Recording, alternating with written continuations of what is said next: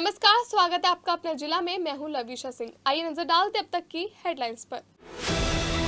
शहर भर में उत्सव और उल्लास के साथ मनाया जा रहा श्री कृष्ण जन्माष्टमी का पर्व। औगणनाथ मंदिर में भगवान श्री कृष्ण का डाक बंगला विदेशी फूलों से किया गया श्रृंगारित। देर रात तक आस्था की डुबकी लगाते दिखे श्रद्धालु। कमिश्नरी पार्क में सपैयों ने पूर्व राज्यपाल सत्यपाल मलिक को दी श्रद्धांजलि। कहा, राजनीति की शुरुआत करने वाले सत्यपाल मलिक से लेते हैं प्रेरणा। नाबालिग से सामूहिक दुष्कर्म करने वाले आरोपियों को पुलिस ने भेजा जेल। सोशल मीडिया पर वीडियो वायरल होने के बाद पिता की तहरीर पर दर्ज हुआ था मुकदमा। और अब खबरें विस्तार से। श्री कृष्ण जन्माष्टमी के पावन पर्व को लेकर मेरठ शहर से लेकर देहात तक के सभी मंदिरों में विशेष तैयारियां की गई हैं। 2 दिन तक पूरे शहर में जन्माष्टमी का उल्लास देखने को मिला। शुक्रवार के बाद शनिवार को शहर से लेकर देहात तक के सभी मंदिरों को रंग बिरंगी लाइटों और खूबसूरत फूलों से सजाया गया। खास तौर पर ऐतिहासिक औगणनाथ मंदिर में भव्य सजावट की गई है, जहां भगवान श्री कृष्ण का डाक बंगला विदेशी फूलों से श्रृंगारित किया गया है। मंदिर प्रबंधन ने वृंदावन से विशेष कलाकारों को बुलाकर सजावट करवाई है।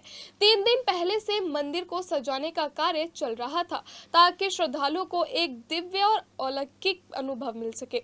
जिस प्रकार वृंदावन में श्री कृष्ण जन्माष्टमी बड़े धूमधाम से मनाई जाती है, उसी भव्यता को मेरठ के औगणनाथ मंदिर में भी साकार किया गया है। आज 16 अगस्त की अर्धरात्रि को श्री कृष्ण का प्रतीकात्मक जन्मोत्सव मनाया जाएगा, जिसमें विधिवत पूजा अर्चना और आरती की जाएगी। अगले दिन को नंद उत्सव का आयोजन होगा, जिसमें भगवान श्री कृष्ण को चांदी के झूले में झुलाया जाएगा। मंदिर और उसके आसपास के क्षेत्रों को रंगीन एलईडी लाइटों से सजाया गया है। इन एलईडी लाइटों के माध्यम से भगवान श्री कृष्ण की लीलाओं का दृश्यात्मक प्रदर्शन भी किया जा रहा है। मंदिर परिसर में बड़ी एलईडी स्क्रीन भी लगाई गई है, जिन पर जन्माष्टमी से जुड़ी पूजा और आरती का सीधा प्रसारण श्रद्धालुओं के लिए किया जा रहा है। वहीं शहर भर में श्रद्धालुओं में जन्माष्टमी को लेकर भारी उत्साह देखा जा रहा है। मंदिर प्रशासन ने श्रद्धालुओं की सुविधा और सुरक्षा के लिए विशेष इंतजाम किए हैं। वहीं देर रात तक मंदिरों में श्रद्धालुओं का तांता लगा रहा। हर कोई अपने कान्हा को झूला झुलाने के लिए उत्सुक दिखा। चौधरी चरण सिंह पार्क में पूर्व राज्यपाल सत्यपाल मलिक के निधन पर समाजवादी पार्टी द्वारा श्रद्धांजलि सभा का आयोजन किया गया। इस दौरान मुजफ्फरनगर से सपा सांसद हरेंद्र मलिक ने कहा कि एक ऐसा महापुरुष जो छात्र संघ अध्यक्ष से अपना राजनीतिक जीवन शुरू कर 4 राज्यों के राज्यपाल तक रहा हो, उनको पूरा सम्मान मिलना चाहिए। उन्होंने कहा कि आज जो भी व्यक्ति राजनीति की शुरुआत करता है, वह सत्यपाल मलिक को अपना प्रेरणादायक मानता है। वहीं सरधना से सपा विधायक अतुल प्रधान ने कहा कि जो बातों को रखने की कला सत्यपाल मलिक में थी, आज के समय में किसी और में मिलनी मुश्किल है। उन्होंने कभी भी अपने स्वाभिमान से समझौता नहीं किया। श्रद्धांजलि सभा के दौरान किट्ठौर विधायक शाहिद मंजूर, जिलाध्यक्ष विपिन चौधरी, पूर्व मंत्री प्रभु दयाल वाल्मीकि ने भी विचार रखे। वो वीर थे, साहसी थे और निष्पक्ष थे, ईमानदार थे। आज ऐसी शख्सियत को श्रद्धांजलि अर्पित करने का अवसर मिला। भाई गौरव चौधरी जी ने ये शोक सभा आज बुलाई, कम समय में बुलाई, लेकिन कई जनप्रतिनिधि यहाँ पर इकट्ठा हुए, कई छात्र संघ के अध्यक्ष हमारे यहाँ पर आए और उनकी जो शुरुआत छात्र राजनीति से थी, उससे सब लोग प्रेरणा लेते हैं। हम लोग आने वाले समय पर सब लोग पूरे वेस्ट यूपी और देश के छात्र नेताओं को इकट्ठा करेंगे और इस मेरठ की क्रांति धरा पर एक और बड़ा उनके सम्मान में आयोजन रखेंगे। आने वाले समय पर हमें उनसे प्रेरणा लेनी चाहिए और भारतीय जनता पार्टी ने जो उनके दिवंगत होने के बाद में भी जो उनका सम्मान नहीं किया, उसको जनता भूलेगी नहीं, आने वाले समय पर सबक सिखाएगी। किसान के बेटे अपने बड़े भाई आदरणीय श्री सत्यपाल मलिक जी को हार्दिक श्रद्धांजलि अर्पित करने आए थे और हार्दिक श्रद्धांजलि अर्पित किया। जहाँ जहाँ उनके लोग उनको याद करेंगे, हम उनके बीच में अगर बुलाओगे तो भी जाएंगे, नहीं बुलाओगे तो भी जाएंगे। आज की शोक सभा सिर्फ एक शोक सभा नहीं है, उनके मूलभूत जो सिद्धांत है उन पर चलने वाली, मार्गदर्शन देने वाली एक सभा है और हम युवाओं से प्रेरणा निरंतर लेते आए, आगे भी लेते रहेंगे और उनके विचारों को जो आने वाली युवा पीढ़ी है उसमें हम लोग समावेश करते रहे। सुरूरपुर थाना क्षेत्र में एक गांव में 15 साल की नाबालिग के साथ सामूहिक दुष्कर्म का मामला सामने आया है। गांव के 2 आरोपियों ने नाबालिग के साथ न सिर्फ दुष्कर्म किया, बल्कि उसका वीडियो बनाकर सोशल मीडिया पर वायरल भी कर दिया। आरोप है कि वीडियो अपलोड करने से पहले उसका डर दिखाकर कई बार किशोरी के साथ दुष्कर्म किया गया था। पीड़िता के घर वालों की शिकायत पर पुलिस ने मीर हसन और अकरम नाम के आरोपियों के खिलाफ पॉस्को समेत गंभीर धाराओं में मुकदमा दर्ज कर लिया है। वहीं मुखबिर की सूचना पर दोनों आरोपियों की गिरफ्तारी भी कर ली गई है। पूछताछ के बाद उन्हें जेल भेज दिया गया है। वहीं पीड़िता का मेडिकल कराकर पुलिस आगे की कार्यवाही में जुट गई है। टोल प्लाजा पर शरारती तत्वों द्वारा दबंगई की घटनाएं लगातार बढ़ती जा रही हैं। ऐसा ही एक मामला शुक्रवार देर रात दोराला सिवाया टोल पर देखने को मिला, जहां टोल प्लाजा पर एक स्कॉर्पियो सवार युवक ने पहले ब्लू लाइन में रखे ड्रम में जोरदार टक्कर मार दी और इसके बाद कार को तेज गति से चलाते हुए ड्रम के चक्कर लगाने लगा। बताया जा रहा है इस दौरान गाड़ी के नीचे आने से एक टोल कर्मी बाल बाल बचा।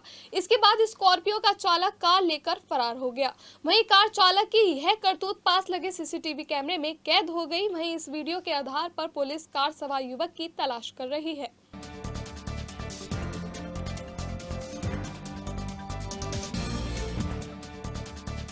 शहीद चंद्रभान स्मारक समिति द्वारा शहीद चंद्रभान के बलिदान दिवस के अवसर पर तहसील रोड स्थित चंद्रभान द्वार पर तिरंगा फहराया गया। शहीद चंद्रभान स्मारक समिति के अध्यक्ष अजय कुमार, वरिष्ठ उपाध्यक्ष यूसुफ कुरैशी, कोषाध्यक्ष डॉक्टर असलम सहित दर्जनों पदाधिकारियों ने सामूहिक रूप से ध्वजारोहण किया। इस दौरान सभी को संबोधित करते हुए कोषाध्यक्ष डॉक्टर असलम ने कहा कि अंग्रेजों भारत छोड़ो आंदोलन में शामिल मुबारकपुर के रहने वाले शहीद चंद्रभान की 16 अगस्त 1942 को एएस कॉलेज के सामने अंग्रेजों द्वारा गोली मारकर हत्या कर दी गई थी। उन्होंने कहा कि उन्हीं की याद में प्रतिवर्ष आज ही के दिन शहीद चंद्रभान द्वार पर तिरंगा फहराकर उन्हें याद किया जाता है। राष्ट्रपिता महात्मा गांधी के आह्वान पर अंग्रेजों भारत छोड़ो आंदोलन 1942 में शुरू किया गया और नारा दिया गया डू एंड डाइड, करो या मरो। इस आंदोलन की शुरुआत मवाना में 9 अगस्त 1942 को हुई और 9 अगस्त 1942 को मवाना में थाने के सामने क्रांतिकारियों ने एकत्र होकर अपना विरोध जताया और उस दिन भी जो तत्कालीन थानाध्यक्ष थे जुल्फकार अली जी, उन्होंने फायर किया था। वो फायर हवा में किया था और उससे आंदोलनकारी तितर बितर हो गए थे। उसके बाद भी मवाना के लोगों ने हिम्मत नहीं हारी और 16 अगस्त 1942 को मवाना की जनता, यहाँ के जो क्रांतिकारी थे, उनके नेतृत्व में इकट्ठा हुई और एस इंटर कॉलेज के मैदान पर एक विशाल सभा हुई, जहाँ पर पुलिस अधीक्षक ग्लेन साहब ने आदेश दिया और उनके आदेश पे क्रांतिकारियों पर लाठीचार्ज और गोलीबारी की गई, जिसमें अमर शहीद चंद्रभान शहीद हो गए। असहाय का सहारा सेवा सोसाइटी के दर्जनों सदस्यों ने कमिश्नरी चौराहे पर प्रदर्शन किया। इस दौरान उन्होंने बेजुबान जानवरों पर हो रहे अत्याचार को बंद करने की मांग की। सोसाइटी की सचिव अंतरा अहलावत ने बताया कि असहाय का सहारा सेवा सोसाइटी पिछले काफी समय से आवारा कुत्तों की देखरेख करने का कार्य करती है, ताकि इन बेजुबान जानवरों को भी रहने, खाने पीने और चिकित्सा की सुविधा मिल सके। लेकिन देखा जा रहा है कि पिछले कुछ दिनों से आवारा कुत्तों के साथ अमानवीय व्यवहार किया जा रहा है, जिसका हम सभी पुरजोर विरोध करते हैं और बेजुबानों के अधिकारों की रक्षा की मांग करते हैं। उन्होंने कहा कि कुत्तों को दोषी ठहराना बंद किया जाए, क्योंकि सरकार और नगर निगम के पास पशु संरक्षण के लिए योजनाएं और बजट मौजूद होने के बावजूद उनका सही उपयोग नहीं हो रहा है। जबकि सबसे अहम बात यह है कि वर्ष 2022 से 2025 तक दिल्ली, राजस्थान और गोवा में एक भी रेबीज से मृत्यु का मामला सामने नहीं आया है। ऐसे में यह कहना है कि कुत्ते रेबीज से मर रहे हैं पूरी तरह भ्रामक और तथ्यहीन है। जो दिल्ली में डॉग्स को डॉग पॉन्ड में बंद करने की बात चल रही है, उसके लिए हो रहा है। और ये जितने भी एनिमल एक्टिविस्ट है, कोई ना कोई किसी न किसी जानवर की सेवा करता है और सब डॉग की करते हैं। तो सड़क से हटाकर किसी भी एक डॉग पॉन्ड में रख देना, जो कि 1-2 कुत्ते नहीं है, ऑलमोस्ट 2 से 3 लाख कुत्ते हैं, किसी इंसान पे बंद कर दिया जाए, सारा जीवन अपने सड़क पे रहा है। और रही बात कि रेबीज फैलता है, तो सरकार के पास सारे ऑप्शंस है। सबको रेबीज वैक्सीनेशन मिलती है, स्टरलाइजेशन की स्कीम चल रही है ABCD की। क्यों नहीं करते हैं लोग स्टरलाइजेशन? एनिमल बर्थ कंट्रोल क्यों नहीं काम कर रहा है अभी तक? स्वतंत्रता दिवस के अवसर पर बहुजन समाज पार्टी के नेताओं ने अंबेडकर पार्क में झंडा फहराया। इस दौरान बसपा कार्यकर्ताओं ने सामूहिक रूप से राष्ट्रगान गाया और सभी ने एक दूसरे को स्वतंत्रता दिवस की शुभकामनाएं दी। इस दौरान वक्ताओं ने कहा कि आज जो हम खुली हवा में सांस ले रहे हैं वह हमारे शरीर क्रांतिकारियों और शहीदों की ही देन है, इसलिए हम सभी को सदैव उनका स्मरण करते रहना चाहिए।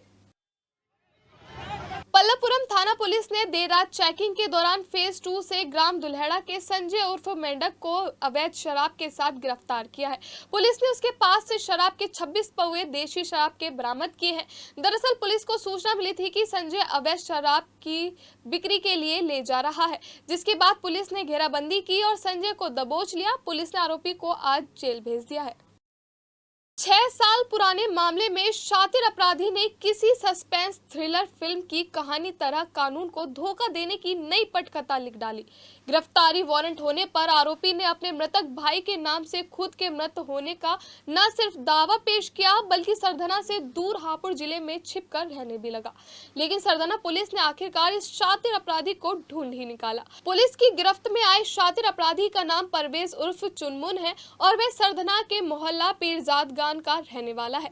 6 साल पहले उस पर यौन उत्पीड़न और मारपीट समेत कई गंभीर धाराओं में मुकदमा दर्ज हुआ था। कोर्ट में यह मामला तभी से चल रहा है। जैसे ही आरोपी के खिलाफ गिरफ्तारी वारंट जारी हुए तभी उसने छिपने की नई योजना बना डाली। आरोपी ने अपने मृतक भाई चंदू की मौत का षड्यंत्र रच डाला। अब्दुल्लापुर में चहल्लुम की 20 तारीख को इमाम हुसैन को याद किया और आजादारों ने मातम पुरसी की। चारों तरफ या हुसैन की सदा गूंजी। चहल्लुम का जुलूस इमामबाड़ा कोर्ट से बरामद हुआ और जुलजना शाकिर महल से बरामद हुआ। जुलूस में अलम भी बरामद हुए। जुलूस में नोहे खानों ने नोहे पढ़े, जिसमें रोशन अब्बास, मोहम्मद रजा, मोहम्मद अब्बास, मिस्म नकवी, अम्मार जैदी ने नोहे पढ़े। जुलूस इमामबाड़ा कोर्ट से निकलकर हुसैनी चौक होता हुआ करबला पहुंचा, जहां पर ताजियों को दफन किया गया। वहीं जगह जगह पर अज़ादारों के लिए शरबत की सबील और खाने का इंतजाम किया गया था। मौलाना मुजीब उल हसन ने कहा कि हजरत इमाम हुसैन ने करबला में मजलूमों के लिए जंग लड़ी थी, जिसमें उन्होंने अपना बलिदान दिया। वहीं जुलूस में सुरक्षा की दृष्टि से पुलिस प्रशासन के पुख्ता इंतजाम रहे और सीओ सदर देहात शिव प्रताप सिंह ने थाना प्रभारी भावनपुर पुलिस फोर्स के साथ मौके पर मौजूद रहे। जुलूस को सहकुशल संपन्न कराया गया। रोज़े अरबईन इमाम हुसैन सैयदुश्शहदा शहदा करबला अलैहिस्सलातु वस्सलाम के चहलुम का दिन है और तमाम मिल्लत तशय्यो के लिए खुसूसी तौर पर ये गमनाक दिन है और हर जगह पूरी दुनिया में इमाम हुसैन अलैहिस्सलातु वस्सलाम को खिराज अक़ीदत पेश किया जा रहा है। स्वतंत्रता दिवस के अवसर पर शहीद स्मारक पर भारत तिब्बत सीमा पुलिस बल द्वारा आमजन में देशभक्ति की भावना बढ़ाने के लिए ब्रास बैंड प्रदर्शन कार्यक्रम का आयोजन किया गया। ब्रास बैंड के द्वारा देशभक्ति गीतों की प्रस्तुति दी गई। इस अवसर पर विभिन्न विद्यालयों के छात्र छात्राओं द्वारा चित्रकला प्रतियोगिता में प्रतिभाग भी किया गया। इस अवसर पर सीडीओ नुपुर गोयल, अपर जिलाधिकारी नगर ब्रिजेश सिंह, नगर मजिस्ट्रेट नवीन कुमार श्रीवास्तव, समाज सेवी सरबजीत सिंह कपूर सहित अन्य गणमान्य अधिकारी गण, छात्र छात्राएं व आमजन उपस्थित रहे। वहीं सदर बाजार स्थित Shri Digambar Jain junior high school में भी स्वतंत्रता दिवस धूमधाम से मनाया गया। इस दौरान प्रबंधन समिति के सदस्यों ने सर्वप्रथम ध्वजारोहण किया, जिसके बाद सामूहिक रूप से राष्ट्रगान गाया गया। इस दौरान स्कूल की प्रिंसिपल मेघा जैन ने बताया कि हर वर्ष की भांति इस वर्ष भी स्वतंत्रता दिवस धूमधाम से मनाया गया, जिसमें सभी बच्चों ने एक से बढ़कर एक परफॉर्मेंस देकर सभी का मन मोह लिया। आज हमारे स्कूल में सभी बच्चों ने राष्ट्रीय पर्व स्वतंत्रता दिवस मनाया गया। सभी बच्चों ने देश का 179वां स्वतंत्रता दिवस मनाया। वह हमारे स्कूल के मुख्य अतिथि श्री जतिन जैन जी ने बच्चों को उपहार देकर उनका उत्साहवर्धन किया। वह अन्य कमेटी मेंबर्स श्री योगेंद्र प्रकाश जैन, सीए संजय जैन, श्री अक्षत जैन, श्री अंकुर जैन, श्री राजीव जैन आदि ने भी बच्चों का उत्साहवर्धन किया। सभी बच्चों ने सांस्कृतिक कार्यक्रम प्रस्तुत किए। वे सभी ने इस राष्ट्रीय पर्व को बहुत उत्साह से मनाया। अपने जिला में फिलहाल इतना ही। हमें दीजिए इजाजत। नमस्कार।